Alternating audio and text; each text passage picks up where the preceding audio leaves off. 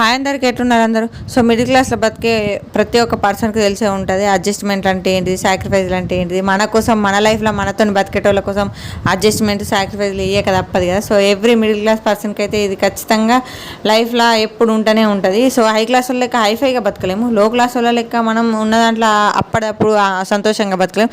So ఇంకా middle class అంటే అంతే, అది ఎప్పుడు సీరియల్ లాగా సాగిపోతూనే ఉంటుంది, ఎప్పుడు స్ట్రగుల్స్ ఫేస్ చేయాల్సి వస్తూనే ఉంటుంది. సో ఇంకా నేను యూట్యూబ్ ఛానల్, నేను కూడా మిడిల్ క్లాస్ కాబట్టి నేను యూట్యూబ్ ఛానల్ స్టార్ట్ చేయడానికి మెయిన్ రీజన్ ఏంటంటే పెరుగు తోడు కలిసినట్టు ఎంతో కొంత మనీ పరంగా హెల్ప్ అవుతుంది కదా. సో నేనైతే బయటకు వెళ్ళి ఏం పని చేయలేను, నాకు ఒక చిన్న పాప ఉంది, నేను ప్రెగ్నెన్సీతో ఉన్నా. సో ఇంకా యూట్యూబ్ ఛానల్ అయినా స్టార్ట్ చేద్దాం, ప్యాషన్ కూడా ఉంది కదా అని చెప్పి స్టార్ట్ అయితే చేసిన.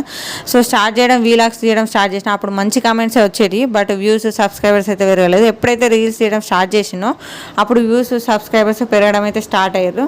సో సక్సెస్ అయితే ఫాస్ట్గా రాకపోవచ్చు, సో స్లోగానైతే వన్ డే డెఫినెట్గా వస్తుంది కదా.